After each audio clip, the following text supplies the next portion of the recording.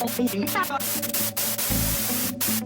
is not the solution to our problem. Government is the problem. We can meet our destiny to build a land here that will be for all mankind a shining city on a hill. You're listening to the Liberty Brothers Radio Show, only on Revolution Radio.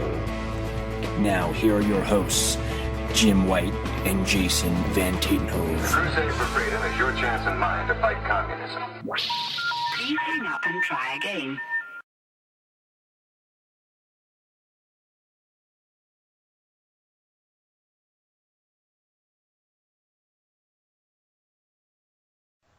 We're trying to get Dane Wigington on the line. Dane, are you there? Yes, sir, Jim. All right, excellent, Dane. I don't know what happened the first time around, but that's Skype for you, and that's computers.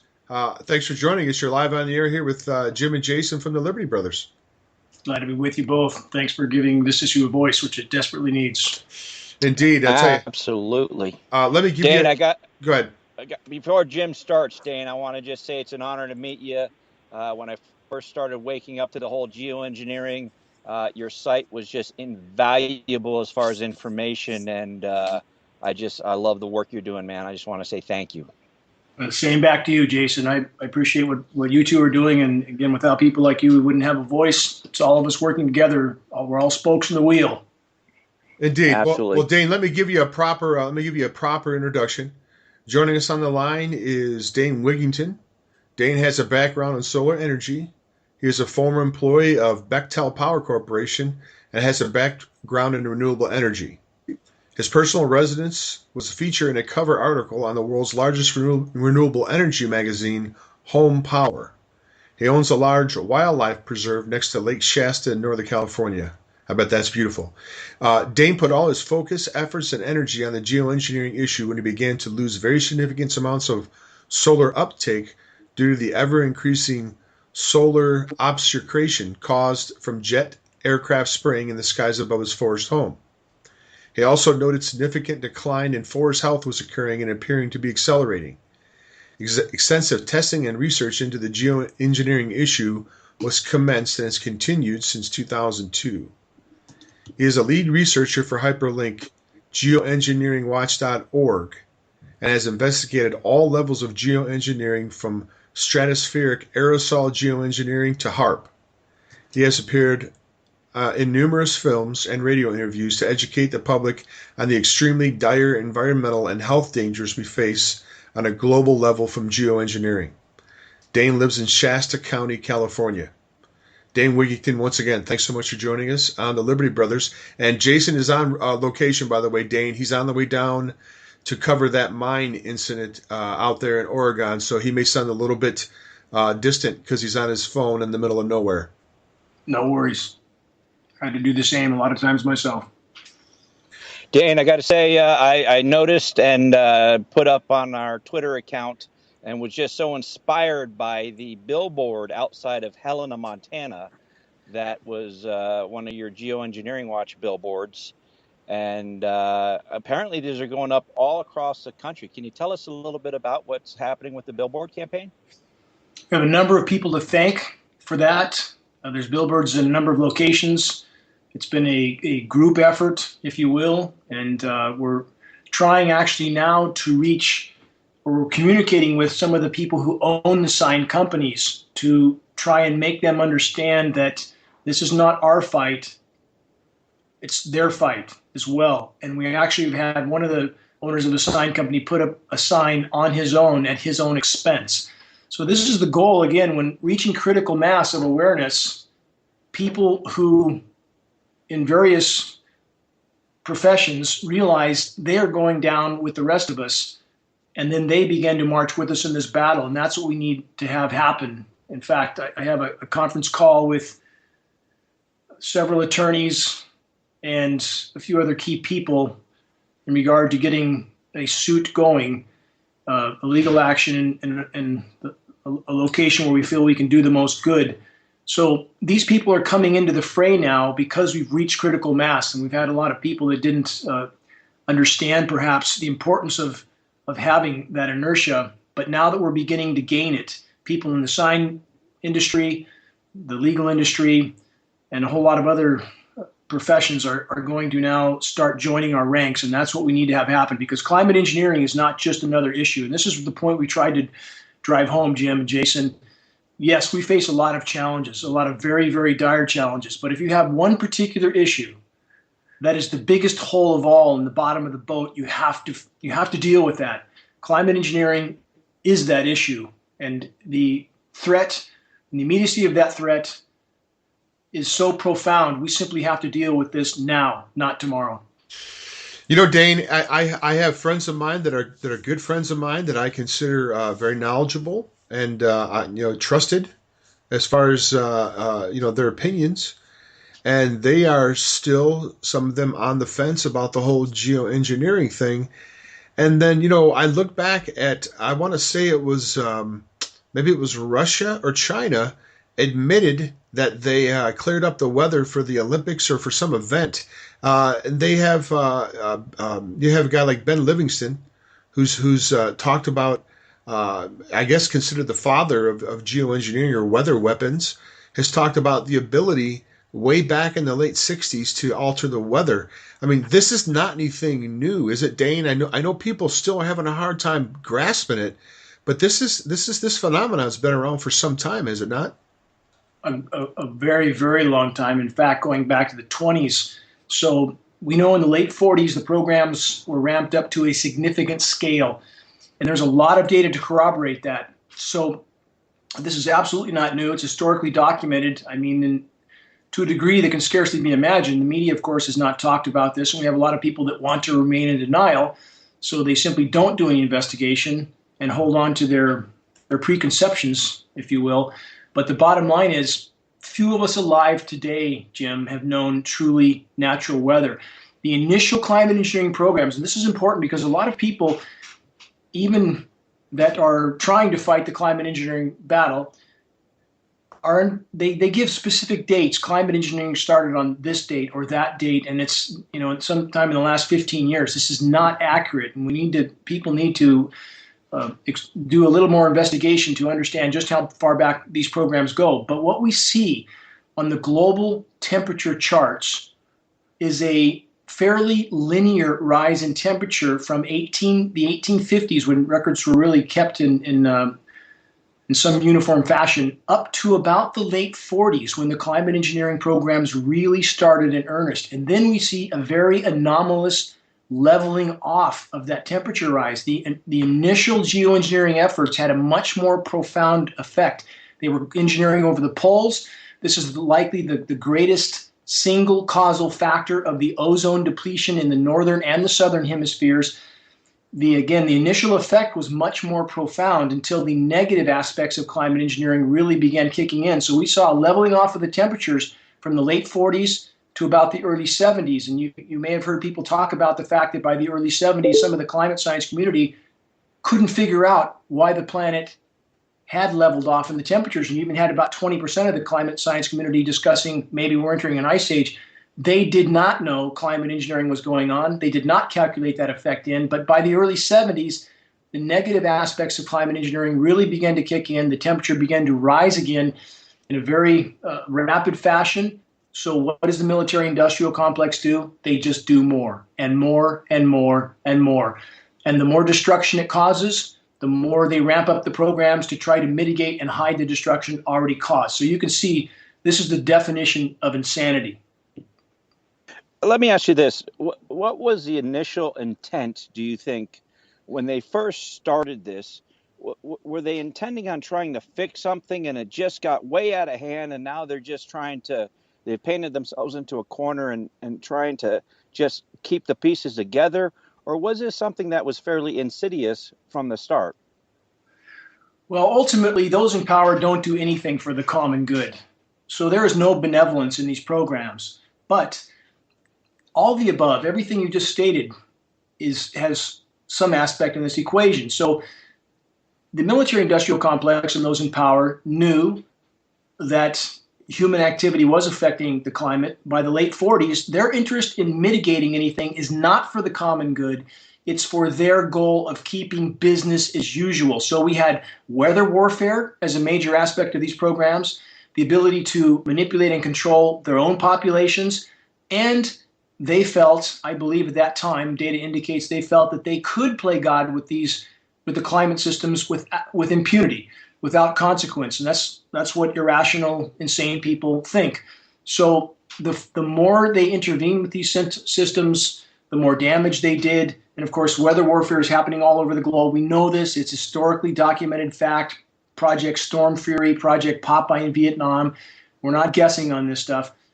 So, and we have opposing powers also playing tug of war with the atmosphere. And as this has gone on and on and on, the climate system now has been completely derailed. It's long since been derailed. There is no, quote, natural weather.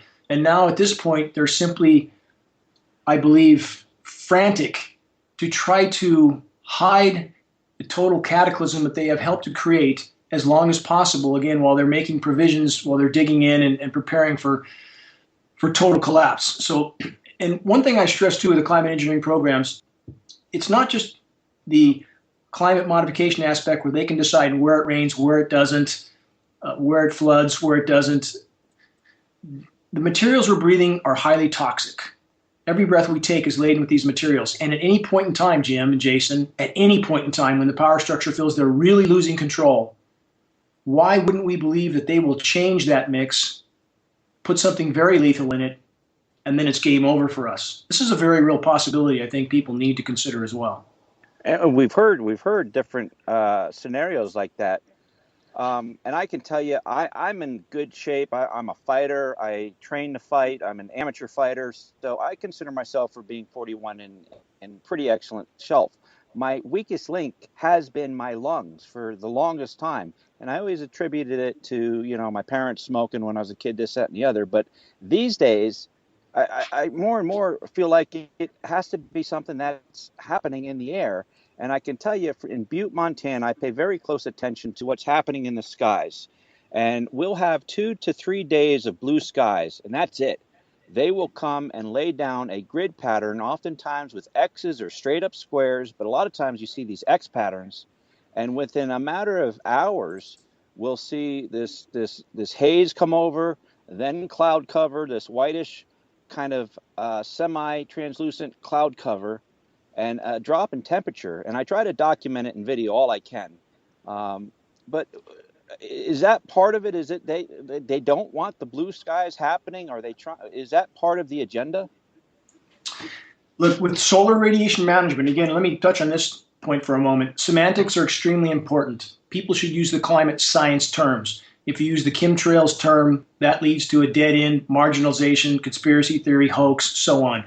Use the science terms: climate engineering, geoengineering, solar radiation management. Solar radiation management, the express purpose is to block the sun, to deflect some of the sun's incoming thermal energy. Now, it doesn't take a scientist to figure out that when you are blocking the thermal energy on one side, you're also trapping it on the other side. So we know now that the climate engineering is creating an overall heating. They can create large-scale temporary cool downs, as they have done again and again and again on the eastern half of the U.S. lower 48. But it comes at the cost of a worsened overall warming, a totally disrupted hydrological cycle, a decimated ozone layer, and a completely contaminated planet. So the blocking out of the sun, again, this is part and parcel to the attempt to manipulate the climate system. And this is something that they can't hide. They can't hide this. And so, again, we see the horizon-to-horizon trails on many days, and a lot of people mistake that for being the only time there's geoengineering going on. Anytime you see a trail behind these aircraft, unless you're in the northernmost latitudes in the coldest part of winter, you're seeing spray, period. We have film footage of these, even the shorter trails, being turned on and off. We know these are high bypass turbofan jet engines. By design, they're nearly incapable of leaving a condensation trail because 85% of the air that passes through them is non-combusted. I encourage people to look at the tutorial at the homepage of geoengineeringwatch.org. Look at the tutorial, look at the animations, try to digest what those are teaching, and and the fact that we shouldn't be seeing anything behind these aircraft. So again, the only way they can manipulate these air masses, change convection, migrate precipitation, you can't hide the particulates they disperse. It's just part of the programs. You know, Dane, you had an article, I believe recently, you spoke to or emailed back and forth with a good friend of ours, Sean from SGT. He's going to be actually, I believe, on the show next week. We're trying to get him on the show next week, actually. We've been emailing back and forth.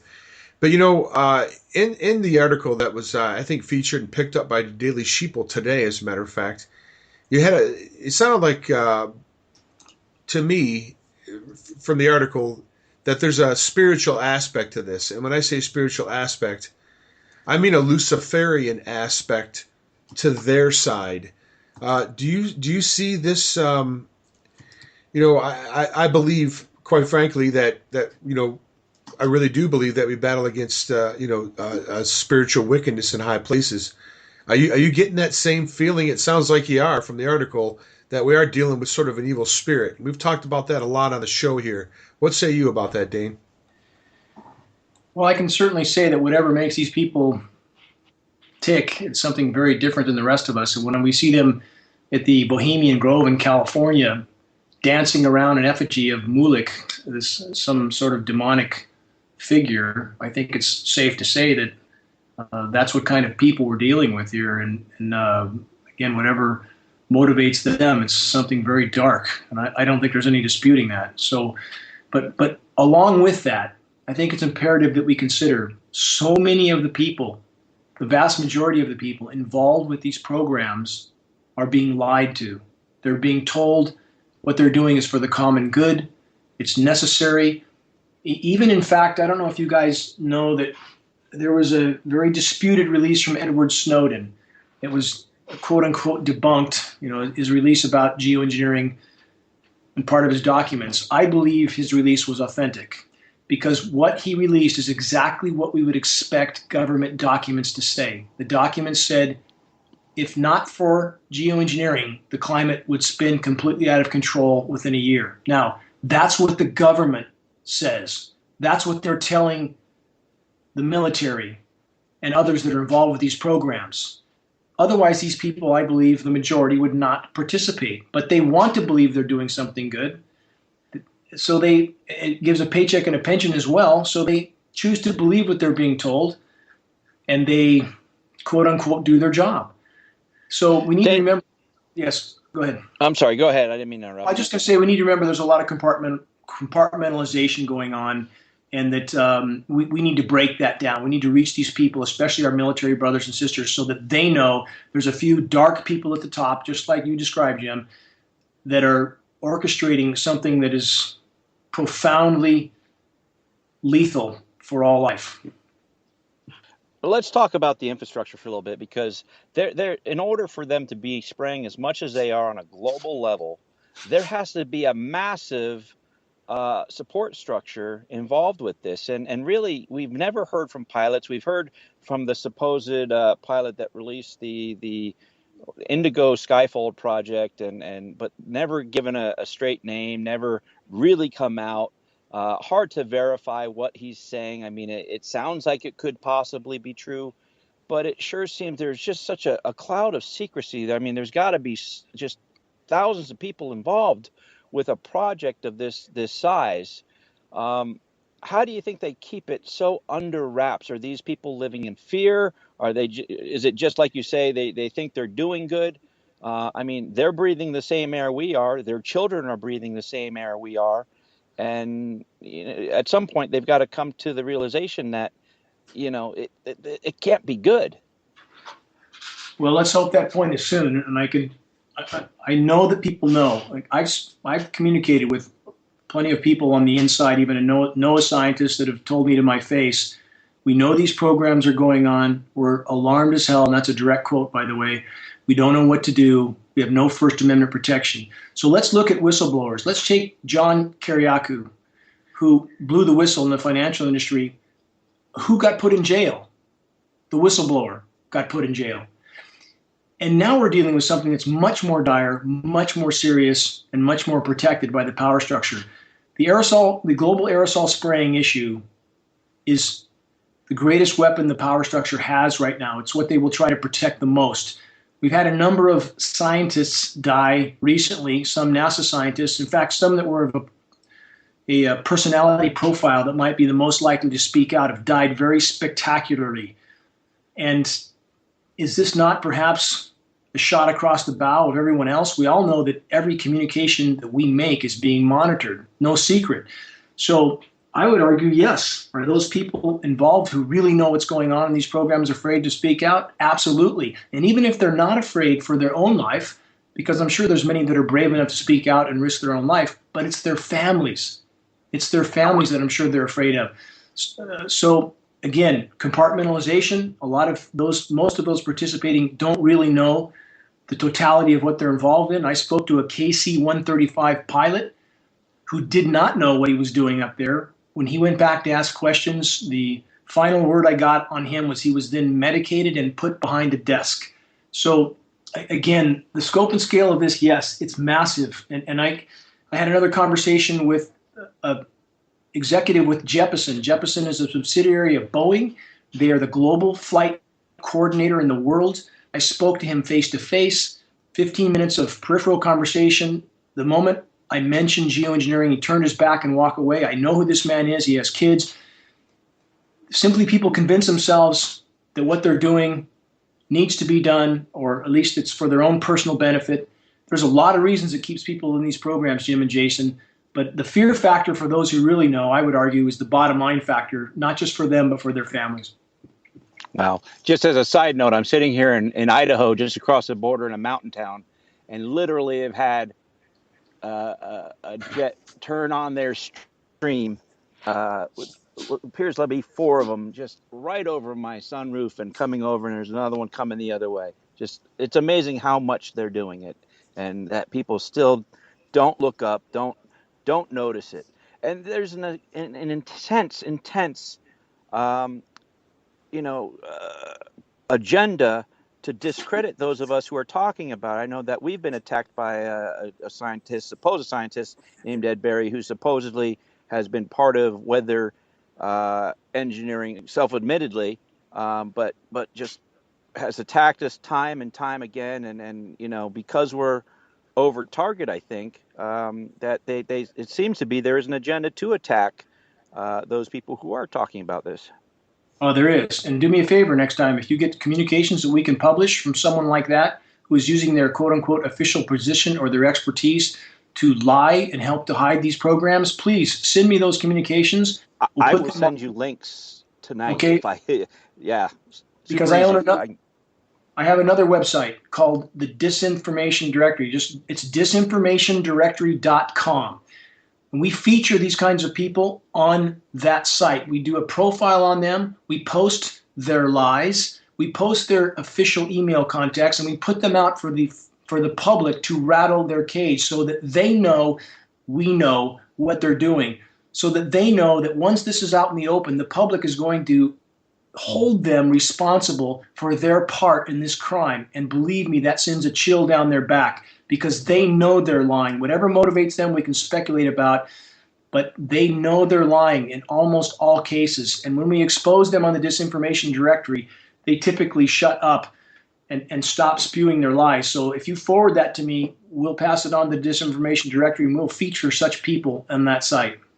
It's edberry.com, but I will forward you the specific link talking about our articles and our interviews. Please, that's the purpose of that. So these people, again, what we're trying to do right now, I just recently we've tried to expose a meteorologist in Northern California. He works for Channel 7 News Mainstream. His name is Mike Kruger. And he has adamantly told their news people not to touch this issue. He won't talk about it. So we're trying to expose him. And I recently saw on his Facebook page, to go back to our earlier discussion, someone sent me, who's communicating with him on his personal page, a message from him pleading with them not to bring up this issue. He had a 6-year-old boy. He felt he was being watched. That's what we face. They all self-censor at this point. And another encounter with a Fox News meteorologist who told us He was taken into a room and told, you do not touch this issue. A Duke scientist who I know, the lab manager at Duke University, double PhD, told me she's been taken into a room twice now and told, you don't talk about this issue or there'll be consequences. What does that mean? Everybody's trying to protect themselves. It's understandable given people's families and so forth, but we have to come out en masse. We have to deal with this issue or the ship will go down, and I mean soon. You know, Dane, we see companies like Monsanto. I believe they are behind it. When you have the seed vault that they put all these seeds in the seed vault. You're probably familiar with that. It's called the Doomsday Seed Vault. Yes. Correct. Thank you. You know, it was my, you know, and you please comment on this. It was my supposition that, you know, some of the spraying that they're doing is really going to, you know, really basically ruin the soil, perhaps, and maybe do some serious damage to the ecology of our plant life and our growing life. I mean, is it this stuff's got to fall down to the ground and get into the soil, correct? And it's got to get into the food we eat. Is that accurate? It has, and it comes down very quickly.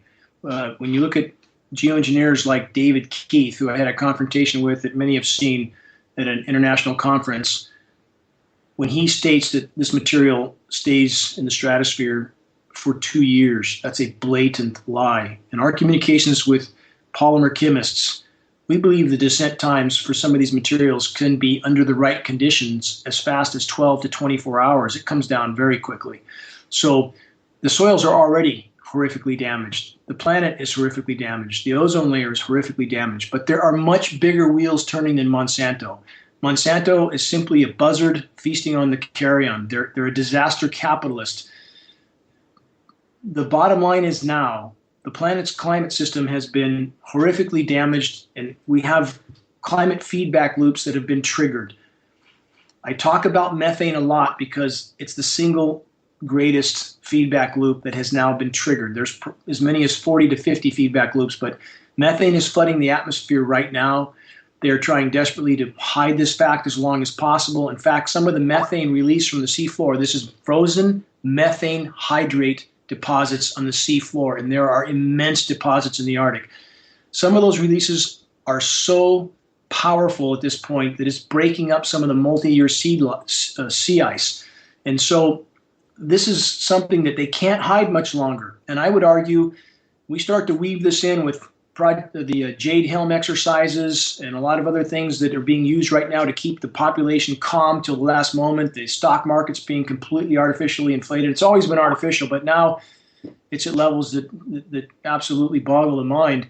They're playing every card they can to keep the normalcy bias going as long as they can, so they can make whatever provisions they're making until total collapse ensues. And I don't care how much money you print.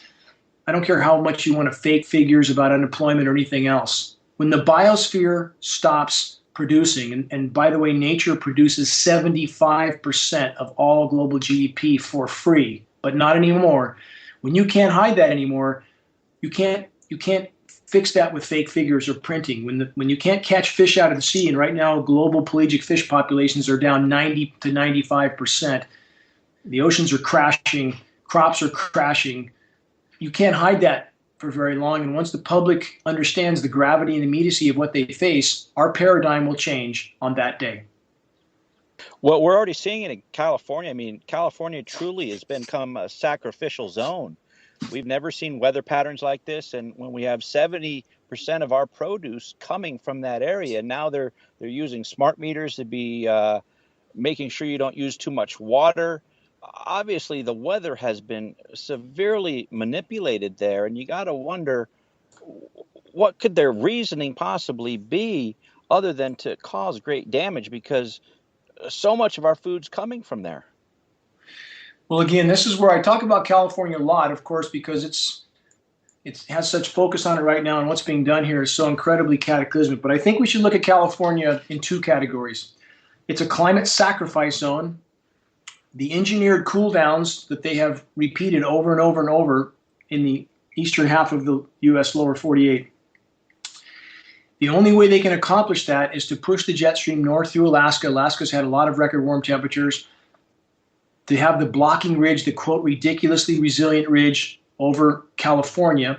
So that pushes the jet stream north, then they push it back south, and they can manipulate it, by the way. For those who doubt that, you need to educate yourself on the ionosphere heaters, the HARP facilities around the globe. So California is a climate sacrifice zone in one sense, but many things are always going on at once. There's no benevolence in these programs. So at the same time, yes, they're cutting off the water, even water that does moisture or migrate over California, they aerosolize it. Aerosolizing means too many condensation nuclei, too many tiny particles. So the water droplets can't combine and fall as rain. They continue to migrate. So they can migrate that moisture right over the top of us. That's what they're doing. So that allows them then to clamp down on populations, take water rights. This is the noose around our neck, if you will. So California is, again, a target, a climate sacrifice zone. This ridiculously resilient ridge of high pressure also, Jason and Jim, again, it helps them cool the East Coast. It also pushes the trade winds backwards. The El Nino should have developed several times since 2007. In fact, spring of 2014 was the strongest Kelvin wave ever recorded, the strongest buildup to El Nino ever recorded, and it didn't develop. And the climate science community were scratching their heads. Why didn't the wind patterns respond? They didn't respond because the geoengineers didn't want them to respond. They want to keep bottling that heat up in the ocean so that it masks the overall damage that's been done to the planet. So back to the California scenario, there are many aspects of this. Climate sacrifice zone, target, acquisition of water rights. People have to be careful to try to put it in this or that equation. There's many things going on at once, always. Well, Dane, go ahead, Jason. No, go ahead, Jim. I'm sorry, I've been hogging. No, it's all good. It's all good. Dane, my question is, what is the what is the end game? And I'm going to bring this up, and it sounds to me like, of course, you're a geoengineering expert, but it sounds to me like you have a wide range of knowledge about the other things. If I would make comments about the New World Order, the Illuminati, and that type of stuff, these would not be foreign terms to you, I assume. Is that correct? Not at all. Right on. So what do you think is you've heard reports before about a global population, depopulation, I should say. You got the Georgia Guidestones, you got idiots like Ted Turner coming out making comments. Do you see that as part of what they're doing here, the geoengineering? Is that just one part of the overall end game puzzle of eliminating part of the population, or you're not prepared to go down that road? I'll go down that road. It's eugenics. I think it'd be impossible to argue that it's not a part of this equation. It is a part. It is a part of the equation, but it's just a part of the equation. And back to the complexity of this, the power structure certainly has had plans that they have been laying out for a very long time. In fact, especially in regard to the aerosol spraying, the climate engineering, I believe that for several decades they felt they could manipulate the climate indefinitely. And as I alluded to in the beginning of this conversation, they initially had what they would have considered success. They absolutely slowed the rate of warming considerably. And I believe in their arrogance and insanity, they felt, as psychopathic people do, that they could continue this indefinitely without consequence. Now, I believe the power structure is fraying apart, panicked. They know they've let Pandora out of the box. There's no putting it back. And now it's simply damage control. Now they're trying to confuse and divide the populations while they are making preparations for all hell to break loose. So at this point, I would argue that's the biggest part of the climate engineering equation. And the benefits of that as well, again, we're all getting dumber by the day. We're breathing this stuff in. It's affecting our cognitive ability. It's affecting our health. All these are benefits to those in power. And when people, so many people, as you guys I'm sure have heard, said to your face, why would they do this if they do it to themselves as well? We have too many examples of what they do to themselves, too many. The detonation of 2,000 nuclear bombs, nuclear power plants, any one of which could end life on Earth, and maybe Fukushima will. There's no sanity in this equation in that regard. And we know that there are facilities to chelate the human body. There's one in Germany. I've spoken to researchers that have actually been there and been treated. It's not available to you or me, but the blood is pulled from the body and cleansed. It's a 2-day process. If they did this once a year, it would likely exempt them from most of the consequences. So again, 2 factors. They have methods of keeping themselves healthier than the rest of us do, and we're not dealing with sanity. And both of those are factors in this equation. So the overall picture right now, as far as the why, it started with power and control, and that's the biggest aspect over many decades. But now we're at a point where a large part of what they're doing is simply trying to hide the full damage that's been done to the planet, to divide the population. Again, the engineered cool down of the eastern U.S. is simply to divide the population. It's a psychological operation. People who live there think it can't be warm anywhere, so everybody's fighting about whether it's warming or cooling. That's the most anomalously cold place on the entire planet for 2 years, completely engineered. So it's a psychological operation in that sense. But all of these things designed to hide the gravity of what's unfolding till the last possible minute. So, Dane, what's the $5 million question is, what is it going to look like when this does finally unfold and this crash happens? They can't hide it anymore. What does that look like to us? Well, that's a hard one to answer because we're in uncharted water, truly in uncharted water. The reality we have known will crash. And that I would base that on math.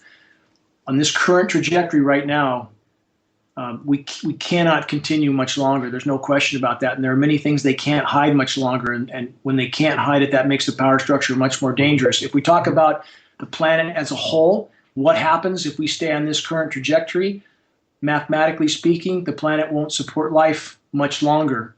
Some of the best people on the front line research, the best scientists right now, their math, which I believe is as accurate as any we have, would state that on this trajectory, if we do not change course completely, we're mathematically looking at a planet that won't support life past 2040, in the northern hemisphere likely much earlier than that.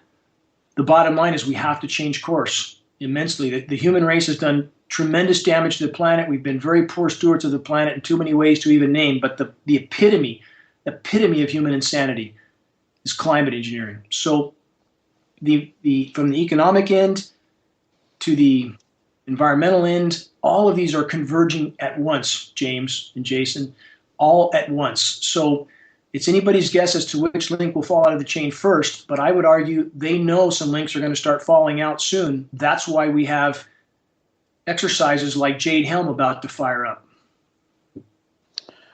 Well, we've talked about Jade Helm quite a bit, and we can certainly talk about that. We're going to have you here for 2 hours. We can discuss those issues. Absolutely, Dane. I want to flesh out this the geoengineering a little bit more first, though. And I know it's Hollywood, but I want to say the movie The Matrix. I believe, and I think Jason pointed this out yesterday or the day before. I think the premise of that movie was they said, we set the sky on fire, basically, is what we did. We set the whole sky on fire or something. Yeah, we something darkened the skies. Yeah. Do you see us? I know it's Hollywood, Dane. I know it's Hollywood, but, with everything they're spraying in the air, it's got to be, some of it has to be combustible, one would think. Do we have the real possibility of, quote-unquote, setting the sky on fire in that sense? I know we're doing a lot of damage, but could it get that bad? Along that scenario, Hollywood's painted a number of scenarios. You have the day after tomorrow scenario where the Atlantic conveyor shuts down. And, that scenario is not a realistic scenario, even if the conveyor did shut down. But in regard to this sort of scenario you mentioned, Jim, we have CH4, methane hydrate, releasing in very significant quantities right now in the Arctic. It also comes from fracking and a lot of other sources, but the reservoirs in the Arctic are massive. We have also CS2, hydrogen sulfide, is also releasing at the same time. And we have had a number of occurrences already where the rotten egg smell along the coasts, very big red flag, happened in Seattle. I had reports from several other places along the U.S. West Coast. of this smell remaining for several days. The fish kills also go along with this. So as this material releases, these gas releases from the seabed, hydrogen sulfide and methane, that deoxygenates the water. And that's what's killing those fish so quickly. It's not Fukushima. I'm not saying Fukushima isn't bad or the fish aren't radioactive. They are. But that radioactivity doesn't cause the kind of fish kills that we have seen. So hydrogen sulfide is heavier than air. Methane is lighter than air. Methane goes up in the atmosphere. Hydrogen sulfide stays down. It's very flammable. So if big enough pockets of hydrogen sulfide accumulated, can that be ignited? Can that, quote unquote, light the sky on fire? Yes, it can, if enough quantity accumulated. I think that was the road, Jim, that actually the atmosphere ignited and then caused is that what it was? Cataclysmic loss of life. But yeah, I believe it was that scenario they were talking about. Without ignition, hydrogen sulfide is very deadly, even in smaller quantities. So the authorities will do everything they can to hide this. And now what are our, quote, experts or our agencies? Their job is to hide everything, to lie about everything. This is absolutely their job. And I've been in high-level meetings. I've met with the lieutenant governor in the capital of the California state capital. I've had high-level EPA meetings. I've spoken in front of the California Energy Commission. I've spoken in front of CARB, California Air Resources Board. I've been in Boxer's office. These people, all of them, are part of the cancer, and their job is to lie, to hide everything from the public. So when we have this rotten egg smell, the hydrogen sulfide, the authorities, of course, never know what it could be. The fish kills, they never know. If there's too much radiation, they just raise the radiation levels 10,000%. In fact, after Fukushima, the safe radiation levels were raised 10,000% in certain locations. That's what kind of world we live in. You just simply hide the problem by changing the level of the bar. So, people need to understand these agencies are not there for their protection. They're there to hide the problem. We're coming up on the first break here. I'd like to, in second hour, maybe talk about the history of the HARP project and how it's evolved into NEXRAD and then into the now Space Fence and how that ties in.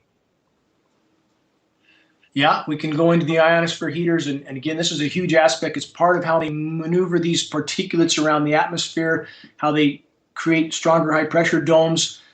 When you have an atmosphere full of these particulates and you microwave them, which is basically what they're doing, and those particles, the friction and the movement, they can create heat. We've seen this inside the high-pressure domes where the UV radiation actually goes up with an atmosphere full of particulates, not down.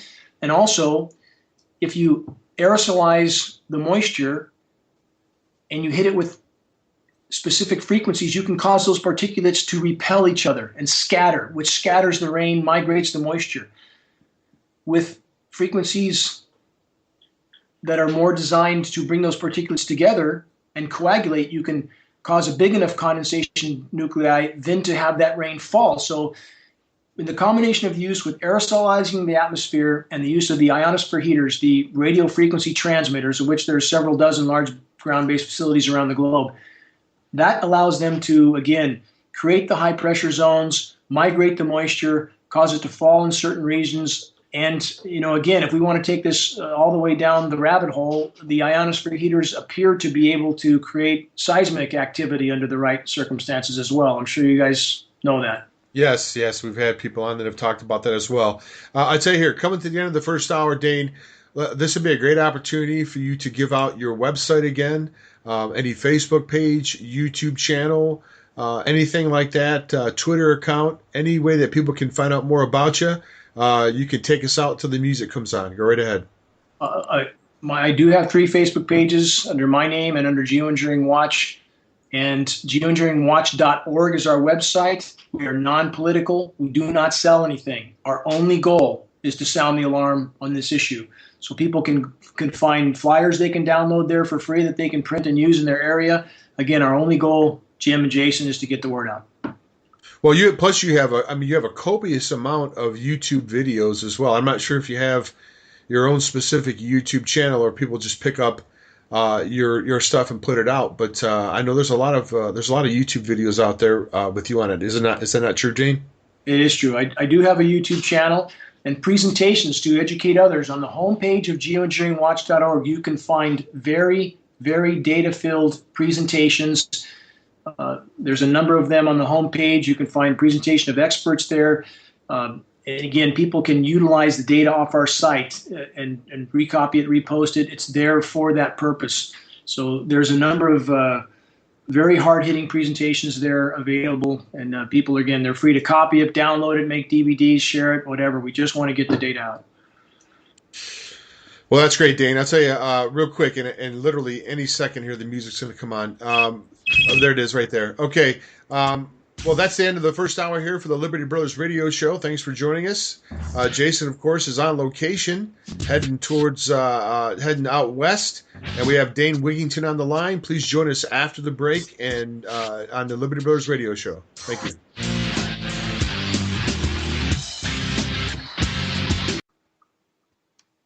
All right, folks, we're back. I think we missed the end of the music there real quick. Sorry about that. We were engrossed in conversation off server.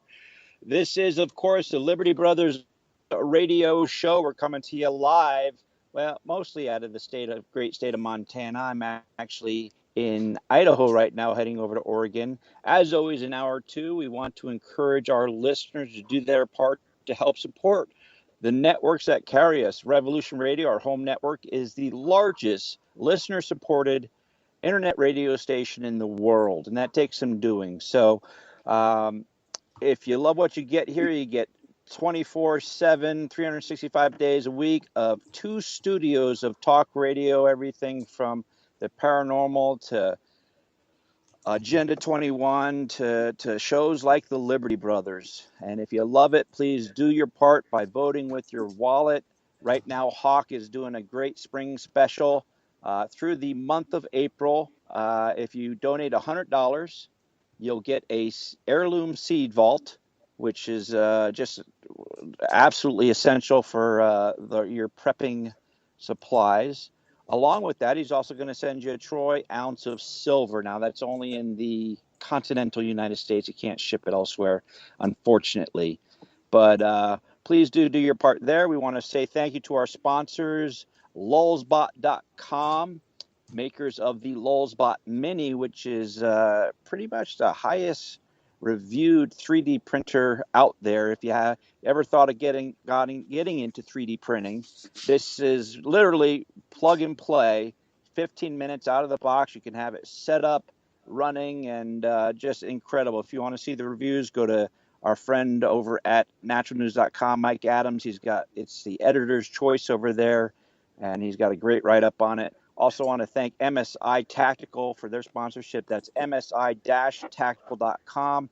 Want to give a shout out to our listeners on Red State Talk Radio, WDFP, and the other terrestrial stations that are carrying this.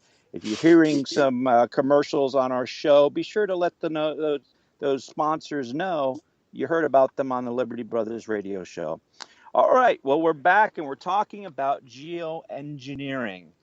And I wanted to ask you, have we come to a point of no return? Have we reached the Rubicon? Are we able to fix this yet? Sorry to interrupt, Jason. We're with Dane Wigington. I just want to make an introduction before we started firing questions. We're joined again by Dane Wigington from geoengineeringwatch.org. Sorry, proceed. Sorry. No worries, guys. It's to answer your question, Jason. No, we're not coming to a point of no return. We're far past the point of no return. We will never know the planet that we have previously known. There is far too much inertia in the equation. I realize a lot of people, because they don't want to believe that, will accuse me of being an alarmist. I'm simply a realist. This is reality. It's a mathematical fact. Now we're fighting to save a planet that may preserve life still. That's how dire our situation is. People have been trained to believe a lot of things, that such changes only take place over great spans of time, millennia. This is not the case. even without human activity. Massive climate changes have taken place in a short period. Now we have a factor in the equation that has never been there before. So we've seen the changes we have seen happen in such an incredibly short period of time should have people completely alarmed. They're right now in a state of coma with their iPhones and their reality shows on TV. That reality is going to be blown apart very, very soon. So few are paying attention, and I hope that changes. We're seeing forests die off around the globe. We are in today, right now, mathematically, we're in the 6th great mass extinction on planet Earth. We've been losing about 200 species of plant and animal a day for a long period of time. Now the latest figures are pushing toward 300 a day. And those who say this is normal, and you can find people who say it's normal, that species have always gone extinct. This is from 10 to 15,000 times normal background rates. There's nothing normal about this. I mean, this is the ludicrousness of some people's arguments, that they claim that this is all natural. People die. That's natural. But if you shoot somebody in the back of the head, you kind of speeded up the process a bit, didn't you? And this is the sort of equation we face. So right now, it's a mathematical certainty that we are far past the point of return.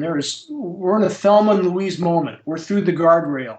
Putting the brakes on now doesn't really matter. We're going to the bottom of the canyon. Now, if we stop interfering with the planet's life support systems, which the greatest single factor is climate engineering, that's our best potential. That's our best leap forward. But that's how dire our situation is right now. And again, that species extinction rate should shock people if they're halfway awake.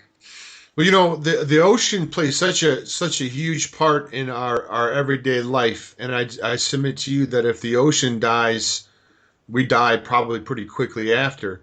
And I think you actually had an article too about the dying trees, and I think it was something to that effect too in your article, something about once the trees die, we die, or something of that nature. Exactly. I'm sorry I don't have that right. That's exactly what I said. You're right. Okay. Talk a little bit back to the oceans. We can talk about the trees afterwards, and I'd be interested to know about the bees as well, the bee population, if geoengineering has anything to do with that. But Donald Canfield, he's a geologist, published a paper and talked about the Canfield ocean model, or the Canfield ocean effect. Can you talk a little bit about that? Well, that's the track we're on right now. Once these gases start releasing from the seafloor, and the ocean acidifies and becomes hypoxic or anoxic, and low oxygen or no oxygen. This is happening right now. We have 400 plus dead zones around the planet in the ocean, some as big as 10,000 square miles that are hypoxic or anoxic zones. Nothing lives. We're seeing the tipping of the ecosystem in the ocean now. It's absolutely horrific. You guys, I'm sure, heard of the starfish wasting, the seal die-off of 10 to 15,000 seals washing up on California shores dead. You heard about that, I assume? Yeah. Yes. Okay. So we also have once the chemistry of the ocean starts to change, and it's 30% more acidic now than it was at the start of the Industrial Revolution. That's a huge change. So we're seeing now the ecosystem tilt out of balance. For example, jellyfish can survive in hypoxic zones. So we're seeing a massive global proliferation of jellyfish off the coast of Japan and China. There's a species of jellyfish that's 9 feet across the back when fully mature. They're huge. The Japanese, even though their fish are radioactive and there's not very many of them, they can't even catch those because the nets fill with these jellyfish that are extremely heavy, breaks the nets. So then when man fights back against nature, as the Japanese fishermen tried to do, and as the whole human race is trying to do, and again, a battle against nature is a battle against yourself, but they tried to make steel nets to sift these jellyfish, to cut them apart, if you will. That's exactly what causes the jellyfish to reproduce. It causes their egg release. So it made their problems 10 times worse still.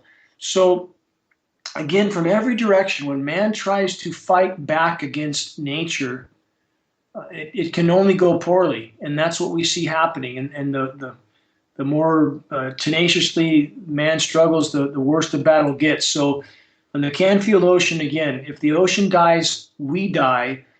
And back to climate engineering and climate engineering's effect on that or impact on that.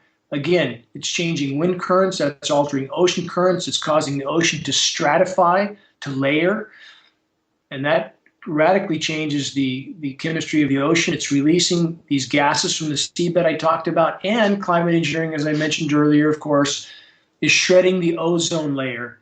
Now we have extremely intense UV radiation, and we're metering this, so we're not guessing. And this is the degree to which the power structure and the quote-unquote agencies and authorities can hide things from the public. We're seeing UVB radiation in the places we're metering it 1,000% higher than we're being told. It's so powerful, it's burning the bark off of trees.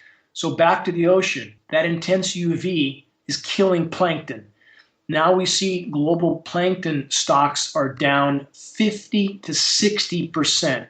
Plankton produces 50% of the Earth's oxygen supply. It's the single greatest producer of Earth's oxygen. So from every direction, you can tie horrible things to climate engineering, from contaminating the air we breathe, destroying the Earth's protective layers of the atmosphere, disrupting the hydrological cycle, contaminating the entire planet. This is why I've focused on this issue. Again, we face a lot of challenges. They're all important in and of themselves, but I again argue, if the house is burning to the ground, there's not much point in painting the eave, if you will. You have to put the house out. Well, Dane, let's go back in history a little bit. What brought you? What made you aware? What was your awakening moment? What first started you down this path? Well, thanks for asking. This is not a job I wanted. I'm not an activist. I'm not politically oriented at all. I moved to the Pacific Northwest. Again, as you guys know, I'm out in the middle of nowhere. You mentioned that I'm off grid. I grew up in a very, very smoggy, polluted Southern California. As a small boy, I wondered why the adults weren't alarmed, because I was very alarmed. All I could think about was moving out of there. So when I expected to find clean air here, have a large off-grid solar home, and I was losing on some days 60, 70, 80% of my solar power uptake from whatever these aircraft were leaving behind.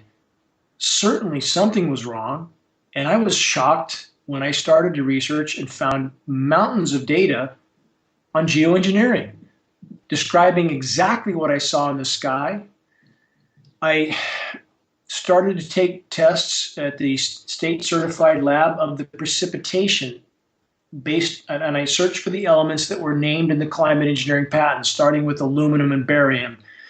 I did not want to find these metals. I wanted something to convinced me this wasn't happening, but I did find these metals. I found in the initial lab test, which we considered a baseline, 7 parts per billion of aluminum, which is already high given the location I live in. I spoke to a hydrogeologist. It's the first thing I did when I had that test.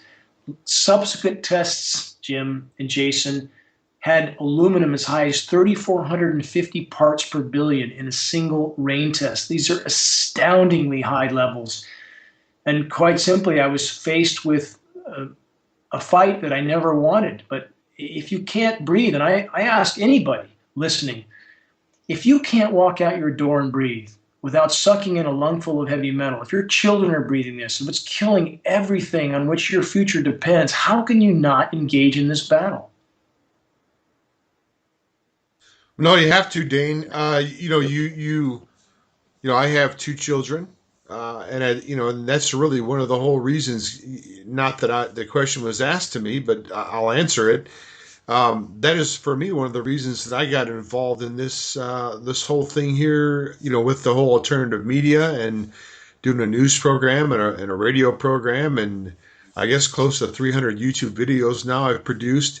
I look down at my children's faces, and I think to if everything goes south and the balloon goes up, and they look at me and say, "What did you do to try to stop this?" I want to be able to say I did everything I could.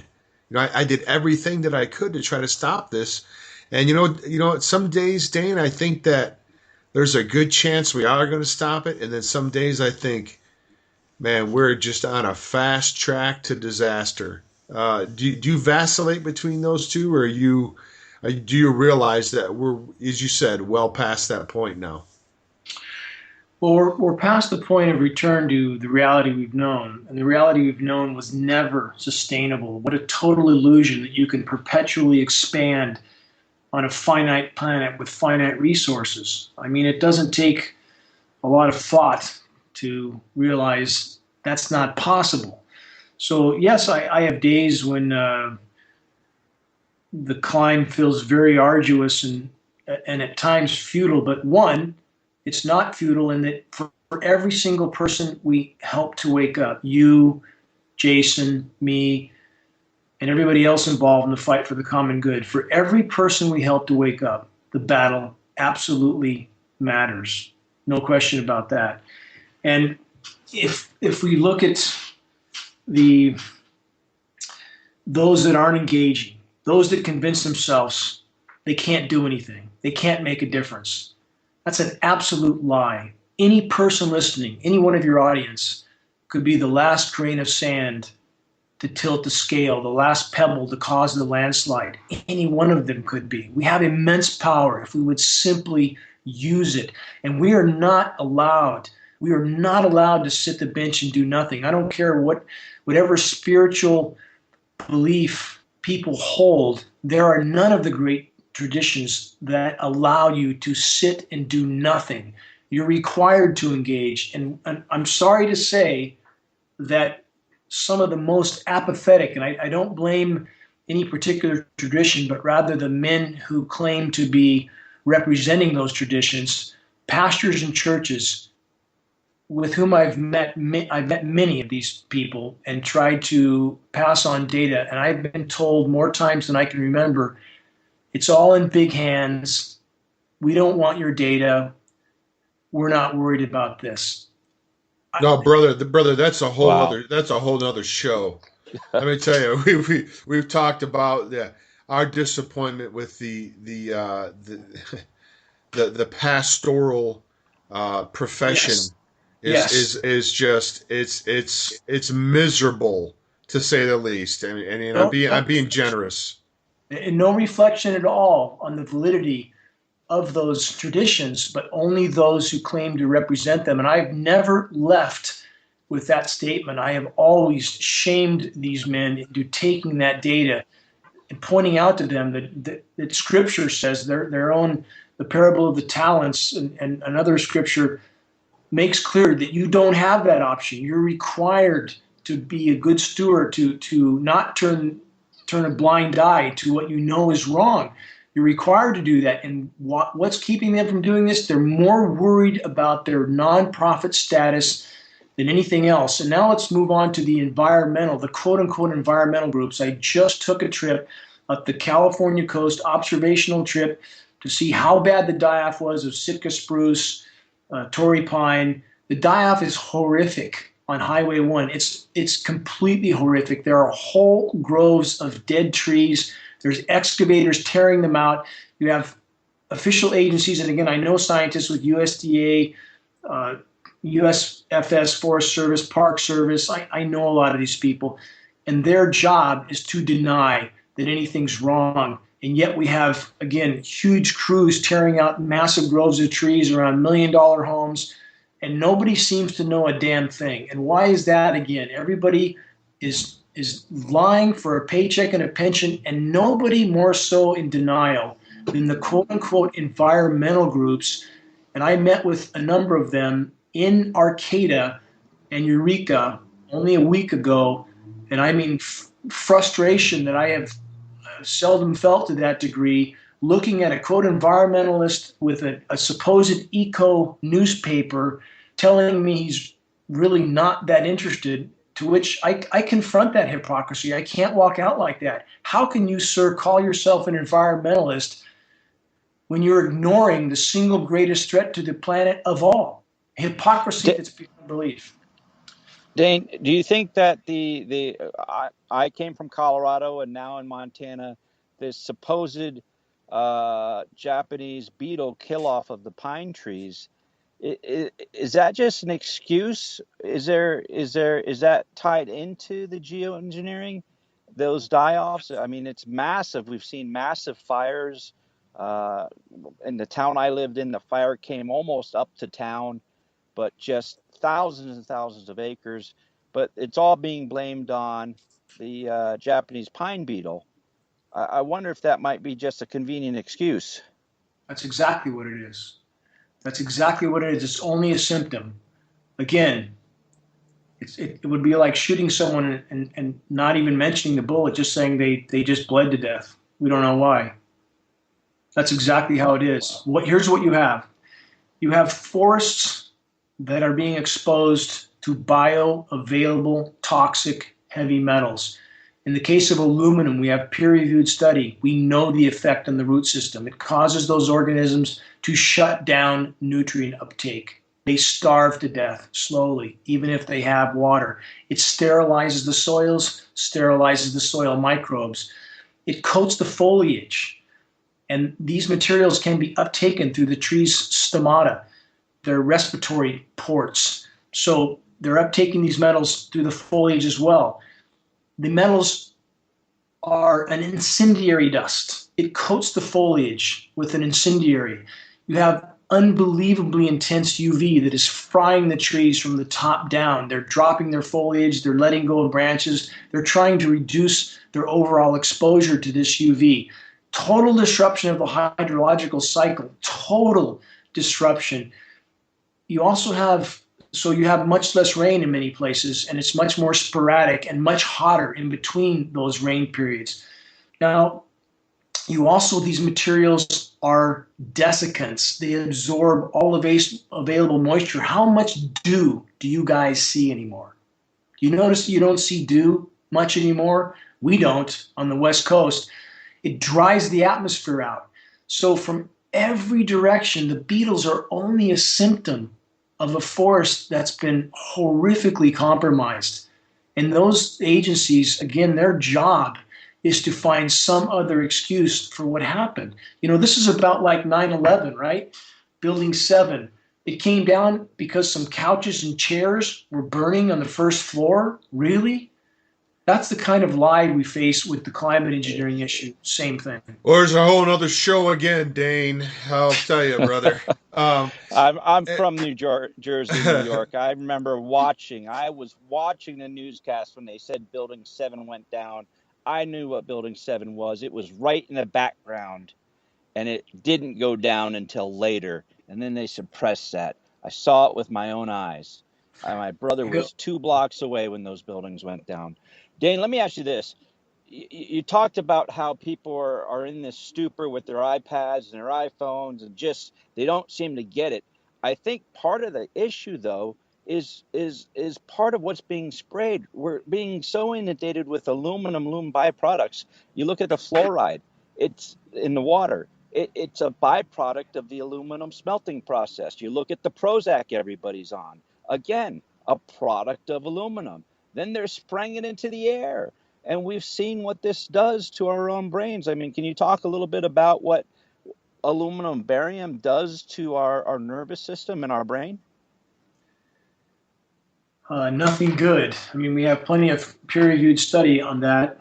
And we know each of these metals is highly toxic in and of themselves.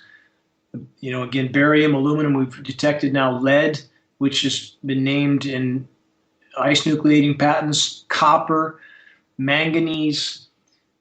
We have also now synergistic toxicity. So each of these metals, again, toxic in and of themselves. You blend them together, the overall toxicity increases radically. We do have study in the case of aluminum and mercury. We all have mercury in us, not just from fillings or vaccinations, but from the air we breathe. The coal power plants put out a lot of mercury, and we've all absorbed a lot of mercury. So all these metals are mixed. Go ahead. I'm sorry. Is that a question? I thought No, I I did think it was like something in Skype made a noise or something. You're Okay. good. Go ahead. So all these metals are combining in our system. They're bioaccumulative, so they're building up in our system. And certain metals also affect aluminum's ability to cross the blood-brain barrier. So we know fluoride can make it easier for aluminum to cross the blood-brain barrier. So from every direction, is this affecting us physically? Yes. Our health? Yes. Our cognitive ability, our ability to think? Yes. Has certain specific behavioral traits are affected by these metals. So we have the human race, if we look back 2,000 years, Stoic philosophy is some favorite literature of mine, or, you can look at biblical texts, wherever you want to look.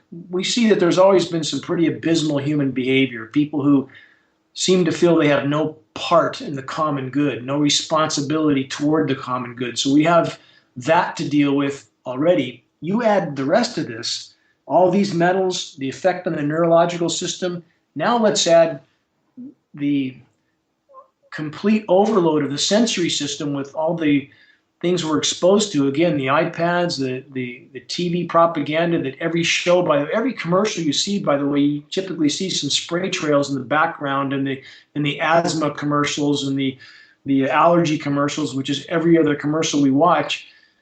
From every direction, it's certainly an equation that's adding up to a population that's completely seems incapable of recognizing their heads on fire.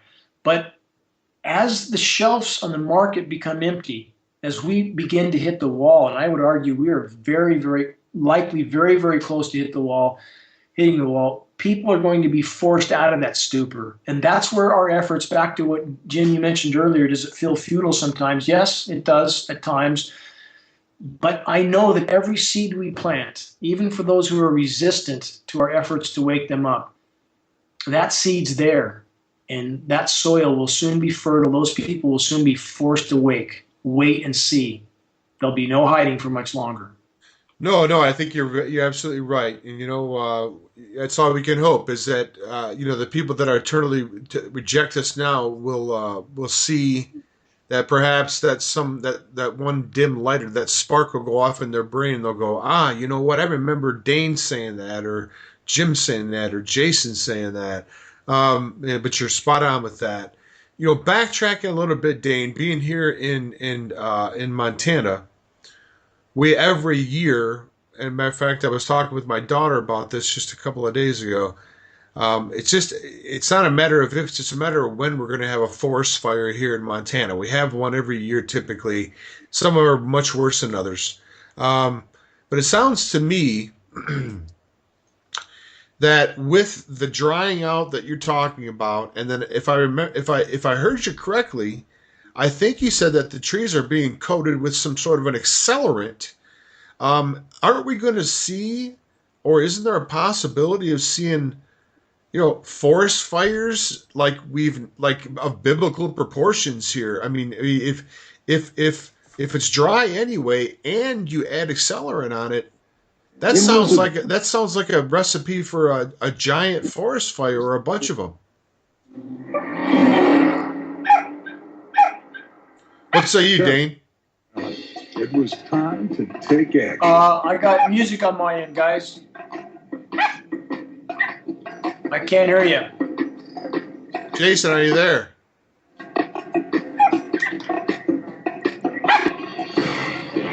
Dane, are you still there? I can hear you. I don't know where the music's coming from. Neither do I. I don't know where it's coming from either. I haven't turned anything on. Sleep. Maybe it's a new ad coming on from the network. Why don't we wait? Okay. More or less. In the form of a petition over 50,000 signatures. Then realize there is a way.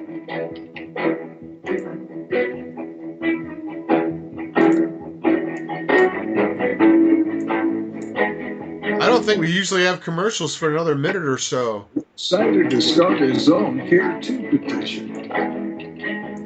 Just a few simple steps to get the ball rolling. Yeah, Jim, do you have any web pages open? If so, you need to close down those web pages. It's probably an ad that's popped up. A better place. Signatures poured in from around the globe. The Care 2 even helped them get on the evening news. All right, let's go on break. We'll be back. The opinions expressed on this radio station, its programs, and its website by the hosts, guests, and call-in listeners or chatters are solely the opinions of the original source who expressed them. They do not necessarily represent the opinions of Revolution Radio and FreedomSlips.com, its staff, or affiliates. You're listening to Revolution Radio, FreedomSlips.com, 100% listener-supported radio, and now we return you to your host.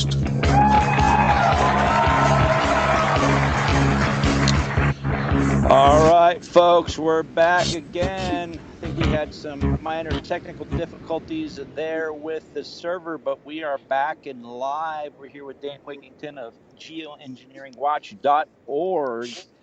Dane, I wanted to touch base with you a little bit. Hold on, Jason. Before you go any further, hold that thought. If we could let Dane finish answering that question about the fire before we got cut off, if that'd be okay. I'll make that quick. Sure. In regard, again, to the incendiary dust, this is the materials being used for climate engineering. Aluminum is an incendiary. It's used in thermite. It's used in demolitions. So, again, this incendiary dust does cause the fires to burn hotter, and there's a significant amount of it after it's built up for a long period of time during the summers. And as far as the increase in forest fires, we are absolutely seeing that across the board. We see an effort by the authorities to try to downplay that, but it's a fact. Last year, Canada had 600% more forest burned with fire than the historical norm. We're not talking about a little bit more. We're talking about a lot more. In 2013, Siberia lost almost 100 million acres to forest fire. Right now, and your listeners can search this online, Siberia is burning right now in regions that are usually frozen solid till mid-June. They're 80 degrees with about 250,000 acres already up in flames right now, about 15,000 people homeless right now from fires burning. Our media does not cover this. The planet, again, while our government and climate engineering back to the psychological operation of keeping the eastern U.S. cool, convincing people that that's the state of the planet, while the rest of the planet is in total meltdown, not just warming, total meltdown, our media is not covering this. South America, burning. Tasmania has burnt.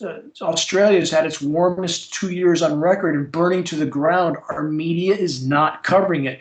And again, this is not about Al Gore. It's not about carbon credits. It's about reality. So people need to understand the planet is in not just warming, it's in meltdown, and climate engineering is making it far worse, not better. And your bottom line question with the forest, Jim, yes, they're going up at astounding rates right now as we speak. Wow. Let's talk a little bit. We had Clifford Carnicom on the other week from the Carnicom Institute, and he's doing a lot of groundbreaking research into Morgellons disease and some of these other what appear to be bioengineered phenomenon showing up in people's bodies. And there seems to be a connection with the geoengineering and what they're putting out into the atmosphere. Have you found anything that correlates that? Is that something that you think is a possibility? I do. Clifford's a great guy. I've had the pleasure of meeting him, and I respect his work. I believe one of his initial films, Aerosol Crimes, I passed out about 3,000 of those films that I purchased from Clifford. He's done a lot of great work, and he's helped bring this issue to light. In regard to Morgellons, yes, when the body absorbs fibers, some of the geoengineering patents, primary patent, stratospheric Wells box seating for reduction of global warming assigned to Hughes Aircraft in 1991, calls for a polymer fiber in that patent to help keep these metals aloft in the atmosphere, to float them like a spider web. When your body absorbs this type of material, it wants to expel that material, whatever else might be in there. And again, I believe Clipper's research, and I believe their biological experimentation is going on. Why in the world wouldn't we believe that? Just what we know is falling on us amounts to biological warfare.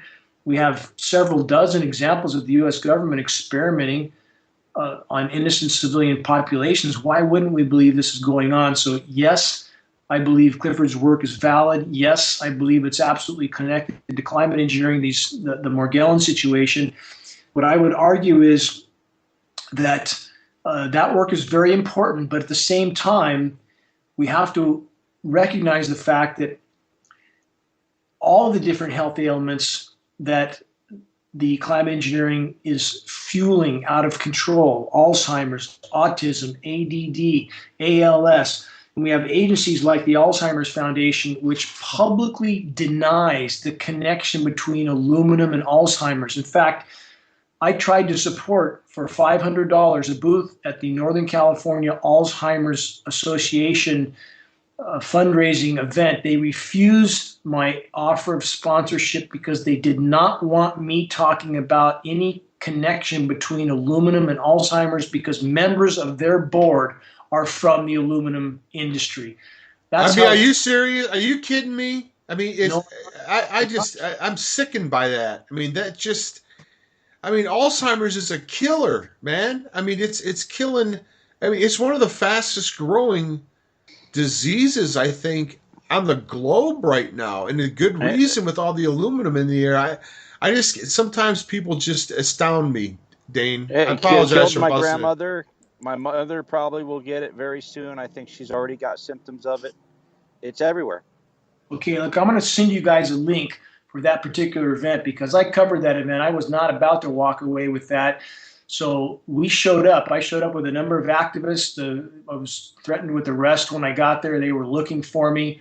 I invited him to do so because that would bring even more attention to the issue. They backed off. We continued to pass out our flyers to people that were quite astounded at their refusal of my attempt to sponsor. So I'll send you guys the full article that I documented that with, but that's how twisted the system is. So, we're being bombarded with this. 1 out of 3 seniors in the U.S., 1 out of 3 now dies with Alzheimer's and/or dementia. And now, I want you to listen to this figure. We have now from MIT, and you guys know who MIT is. Massachusetts. Massachusetts, yes. Yep. Okay. MIT's latest data states on the current trajectory, within 10 years, 1 out of 2 children will have autism. 1 out of 2. Where 50%.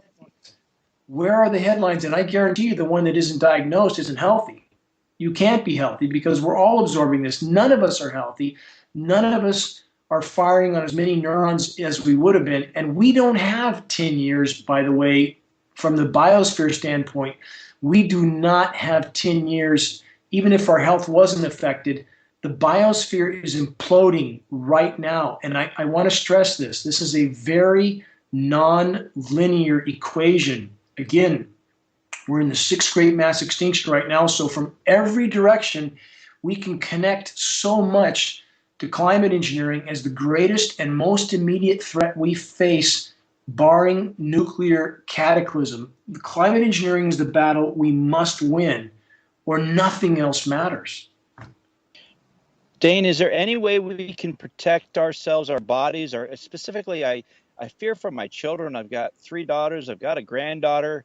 I try to bring them up, teaching them about the truths of the world, preparing them as best I can with hunting and fishing and prepping and everything else.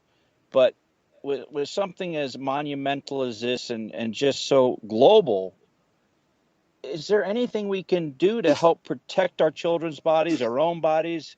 Is there a way we can kind of ride this out and be healthier? Well, first of all the prepping in the world, and I salute you for that. You obviously care for them, and we all should take certain precautions. But all those precautions will not mean anything if we don't deal with this issue, if we don't stop it. And all the the health care, the chelation, the attempt to stay healthy won't matter much for long if we don't stop the source. You can and should chelate lots of fresh water. You have the blue-green algae like chlorella is important. You have cilantro is good for freeing up heavy metals. Not so good at getting them out of your system, though. Cilantro can tend to just migrate them around. So you can do certain processes like if you have cilantro and then maybe 20 minutes later you have something like zeolite to help escort these materials out of your body. But the bottom line is if you talk to your local nutritionalist, they should be able to put you on a good chelation program in order to keep these metals migrating through your body instead of bioaccumulating there. So that's a really important part. You don't want to go out and exercise if there's heavy spraying going on and you see the air is obviously not clear. This is no joke. These materials are there. You're breathing them. Your children are breathing them. And we're talking about nanoparticulates, by the way. The smaller the particle, the more lethal it is to the human body. It doesn't matter what the material is. And of course, if it's a bad material, it's that much worse. And all of this goes underneath the radar for the air quality testing. This is important for people to understand because people ask, if this is all there, certainly the air quality testing would show it up. Absolute nonsense. The system is designed not to show this material. So at best, air quality testing tests for PM10, 10 microns, or PM2.5, 2.5 microns. We're talking about materials that are astoundingly smaller. Nanoparticulates, you can fit 50,000 across the width of a human hair. We're talking about particles that are inconceivably small. So they penetrate the lung lining, go straight into the bloodstream, and adhere to cell receptors like a plaque. And this stuff is building up in all of us. Every human test subject we test for hair, blood, urine, packed with these materials, absolutely packed. So yes, you can keep your children more healthy by the proper diet, lots of water, and keeping them out of, how terrible it is if you live in the outdoors. I live in the middle of the wilderness, and I keep my kids in if it's a very bad day. It's just simply the right decision right now because if the right things happen, the spraying could stop tomorrow if there's systemic collapse. So I want to keep them healthy as long as I can. But the bottom line is, at the same time we're doing this, we have to focus on this issue. Even if we look at things like Fukushima, which is, again, a horrific accident, no end in sight, could kill us all. But how can we face even issues like Fukushima if we can't think clearly? And I guarantee you, every one of us is on a road right now where we are soon not going to be thinking clearly. Guarantee it. There's no question about that. Well, that's a very sobering reality that you paint for us, Dane. And I'm not saying that you're wrong. I mean, you realize that you cannot continue to pump these type of things into the atmosphere as much as they do. And I guess I'm perplexed by the whole thing. Is if they know that it's bad and they're just trying to do damage control, why don't they just stop? I mean, are they in the position now where they can't stop? I mean, could they stop if they wanted to even? I mean, what? I mean, I guess, I'm perplexed by the whole thing. I mean, you certainly paint it as being a very dire situation, and I believe you're correct. And I guess my normal train of thought, I can't resolve the fact that these people are human beings like us, and don't you realize that we all have to live here? Dane, it's almost like a disconnect from reality, brother. Does a cancer want to kill its host? Is that its intent, to kill its host? You're right. Good point. It's not you're right. its intent. Its intent is to proliferate with no end. That's what a cancer does. The host eventually dies, and that's what we're faced with. So at this point, the fact that the populations are getting sicker and less cognitively functional, that is absolutely seen by the power structure as a benefit because people are less able to think their way out of the box, stand up, and stop the insanity. They're less able to do that. So And on the flip side, you have the pharmaceutical mentality, which, how many cases do we need of the mainstream medical industry with their pharmaceuticals? Take this for that, and by the way, here's 50 side effects that are far worse. Once you have this machine up and running, and everybody has their hand in the pie, it's hard to stop that. There's so many people that have so much invested and think somehow that they're immune to what they're doing. And again, when I say that they think they're immune, psychoanalysis of psychopathic people, various forms of psychosis, there is a common thread. And that common thread is this: although there's a certain level of genius, there's always a near total lack of comprehension as to the consequences of their actions, even to themselves. That's a psychopathic person. 4% of society is psychopathic, and most of them are in power. So again, there are many negative aspects to this equation, but as dire as it looks, and it is dire, I'm speaking mathematically. It's not my opinion. I'm not speaking from any particular ideology. Our equation is very dark indeed, but that being said, every single person listening could play a profound part in changing the direction of this ship, every single one. The mathematical equation I use often because it points out to people how much power they have. If anybody listening conveyed credible data to 2 people they know on the beginning of a 30-day month and spread this message, and those 2 to 2 weeks the next day, and so on for 30 days. After 30 days, the number is 5.5 million. And anybody who thinks that math is wrong, I challenge you, do it on your computer. Double the number every day for 30 days, and that's what you end up with. We all have power, but we have to exercise it, not convince ourselves that we can't do anything. We're not helpless. If we're living and breathing and standing, we have a responsibility to the whole. When I walk through my forest, and there's areas where I've broken down and cried, in areas where there were once hundreds of frogs, and I walked through one day not long ago, and I heard one. I heard one single frog croaking, and it tore my heart out. But at the same time, it made me furious. But all I could think about was getting back to my workstation and finding some weak spot in the armor, some stone I hadn't turned over.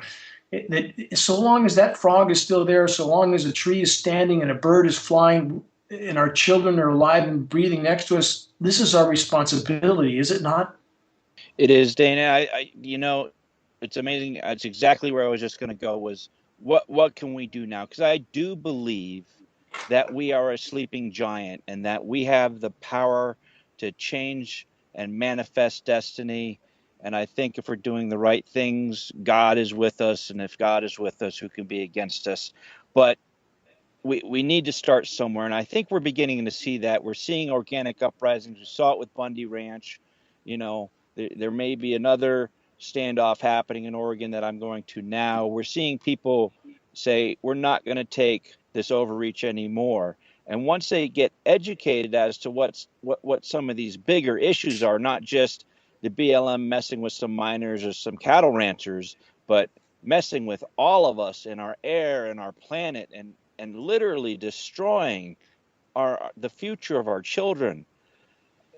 I think that giant, those genes that are within us and may be dormant, but help create this country and help bring about the world that we had, is going to awaken, and there is going to be chance for great change.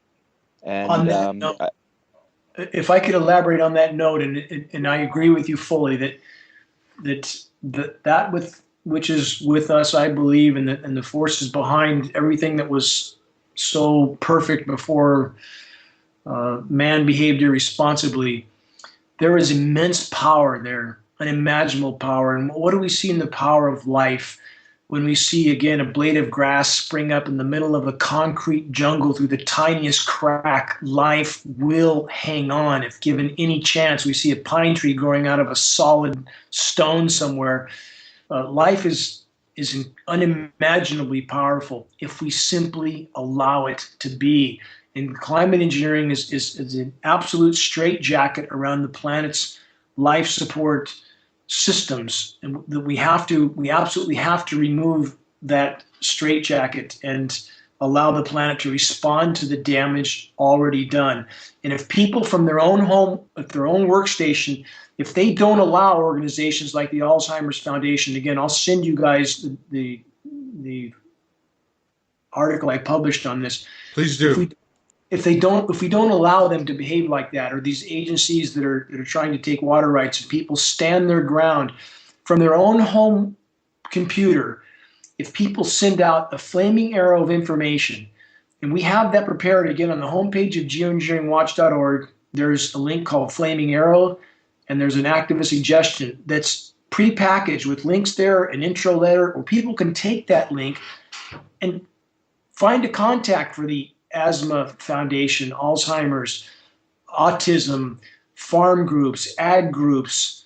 The list is endless. Land that credible data in their lap and plead with them to investigate, because too many people have no clue this is going on. So the bottom line is, that's why the name of the Flaming Arrow link. Launch those flaming arrows. Start so many spot fires of awareness that they litter the landscape until they merge into a giant blaze that can't be put out. And that's exactly what we need to do. And if we reach critical mass, our paradigm will overturn. The power structure will lose its grip immediately. If we reach critical mass on this one issue that has hurt everything living on this planet, we can absolutely overturn this paradigm if we simply focus on what we can do. You know, Dane, I've got one more question for you. We're coming to the end of the broadcast here. And I brought it up a little bit earlier, but much like your astute observation about the trees, if the bees die off, we die off pretty soon afterwards. Do you think Einstein said so? Yeah. Right. Do you think that this geoengineering, and I don't expect you to know everything about everything, of course. I just wonder, in your vast amount of research, have you found out that the geoengineering has anything to do with this honeybee die-off that we're experiencing? It seems like at a record level. It has everything to do with it. It has absolutely everything to do with it. And in fact, this is where academicians are the hardest to reach of all. You can't add to a cup that's already full. And for academicians, they're full of their perceived knowledge. So in the case of the bees, how could it possibly just be a chemical in certain agriculture areas when the bees are just as dead 1,000 miles into the wilderness? How could there not be a bigger issue? Of course there's a bigger issue. Between the UV, the bioavailable metals, the toxification of the sterilization of the soils, of course there's a bigger issue. And that issue is geoengineering. Absolutely. There's no question about the connection with climate engineering. And again, now you add the radio frequencies, which are also part of climate engineering, and an atmosphere that's much more electrically conductive. It's a virtual onslaught of very destructive forces all coming together and all related to climate engineering. And again, I'm not saying that if we stop climate engineering, our problems are over. Not at all. We face unimaginable challenges. But again, the single greatest leap we could take in the right direction is to expose and stop climate engineering. And if we don't accomplish that, nothing else will matter. So that's the long answer to your question. It has everything to do with the bees. And in Northern California, in 10 years that we've seen the massive ramp up in climate engineering, in 10 years, statistically, in Northern California, 90% decline in aquatic insect life, 90% decline in terrestrial insects. It has everything to do with the spraying. Well, here we go. Jason, you want to wrap?